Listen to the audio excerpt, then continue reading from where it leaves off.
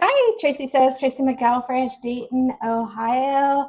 I am here today to tell you 5 things to set yourself aside from other businesses to help you get more business. So, if you don't know me, I've been making all of my own clothes from the ground up for 25 years. And then for about 15 before that, I was upcycling. My parents didn't believe in buying anything new. And my mother, grandmother, and great grandmother, they all sew to make things. So, that was the route I went. So when I started for my small business in sewing, it was an easy transition because I had already built a huge following showcasing everything I had made. So here's a few things that I've learned, 5, that have helped me with my small business. I've been running my small business since 2009 legally. That meant I went and got the license. Um, and I've learned a lot. So let's start with number 1. How are you unique and different from all of the other businesses? What do you do differently? I myself am unique because I tell people quality over quantity. Like, I'm not going to be like the dry cleaner and take everything. It's only me. So I'm going to do a quality job. I'm not going to take everything. I'm going to specialize in things. So, how else am I unique? I make videos, tutorials, I run a meetup group, and I build community, and I have it all plugged right back into my website. And before anybody comes to see me or meet me, they see all of the things I do in the community and they see who I am. And that does quite a few things to help me out, but it makes me friendly and more trustworthy, which is another thing that we're going to talk about. So that's how I'm unique. I make all of my own clothes. I do a lot. So that's mine. You'll have to find how you are unique and different from everyone else. Number 2, celebrate your VIPs, your very important people. These are the people that come see you every week, every month. They bring you tons of stuff. They're really nice. They support you. They pass your name out. Give them some benefits that other people don't have. I give my VIPs priority when I come back from vacation. I basically give them priority anytime. I let them know that they're my VIPs and that I'm usually not open at this time, but that they can come at any time because they've been with me so long. I try to answer messages right away for clients. Now, this doesn't mean answering messages 24/7 because you're going to give the wrong impression. This means Monday through Friday during office open hours, I'll answer messages. Sometimes emails I'll answer at 5 o'clock in the morning just because it won't ping their phone. But generally, I try to be very responsive to people, especially if I can't help them, let them know right away so they're not sitting there waiting like, hey, I can't help you. Here's a list of people in the area. So, and people love that. Um, Knowing their names. This is a huge one. I can't remember everybody's name, but when people come in to my studio, I have a little cheat sheet that's over by my tickets. And it'll say the time they are coming and what their name is. And if I know their project, usually I do, what like a little like acronym of what their project is, bridesmaid or whatever. So I will go over there and look at their name before they come. And then I know their name, and you can just see their faces light up like you knew I was coming.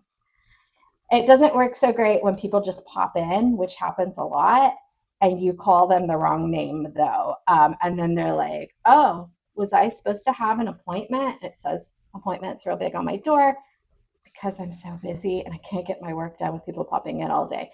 So um, I usually will see them right there and I will tell them, no shame, because they might be a VIP, especially if they're like, I am so sorry. That means that,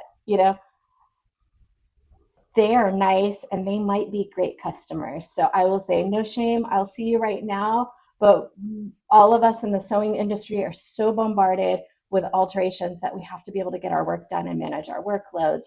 But I'm going to give you my number and you can text me and let me know. And I would love to see you today. And that usually resolves that pop in problem. Number 3, are you trustworthy? Can people trust you? And that's where I was telling you Having all of your stuff on your social media platforms, on your website, plugged into your website where they can see you, they can hear you, they can get to know you, helps with trustworthiness. They can see your skill level, that helps with trustworthiness. Now, when it all kinds of bleeds into each other, but those reviews build loyalty as well. So, and just plain old being honest, saying, I'm sorry, like this garment cannot be taken in. I'm sorry, more than 4 inches, it's going to be too expensive. I will have to remake all of your pants.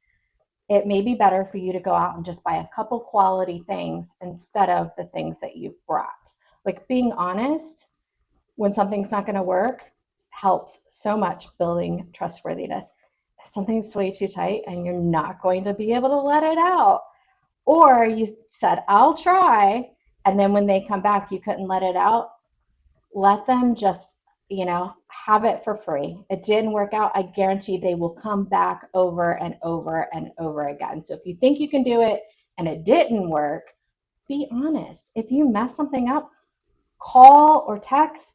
I would call right away and let them know you've messed something up. That builds trustworthiness. And what are you going to do to fix it? My worst is sometimes I forget to write the measurement of how much we're taking the shoulders up on formals. And I have to have them come back. And I apologize and say, I wouldn't have done it and just winged it. I have to know. I am so sorry. I forgot to write this down and you have to come back. Usually that is enough. It builds trustworthiness. So, number 4, get testimonials, get them on your website. People are always trying to tip me, and I tell them, you don't need to tip me if you don't want to. That's no big deal. You can tip me, but why don't you just go ahead and leave me a review? Do not say online that I got your things done really fast, because not everybody's expectations are the same about how quickly. When you say quick, they think you're going to do it right then sometimes.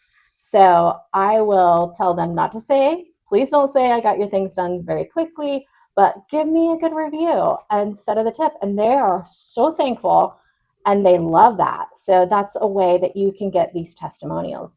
I took and copied them all from all of my platforms and put them on my website so they can see them front and center right there as well. Last one, number 5, find your niche market.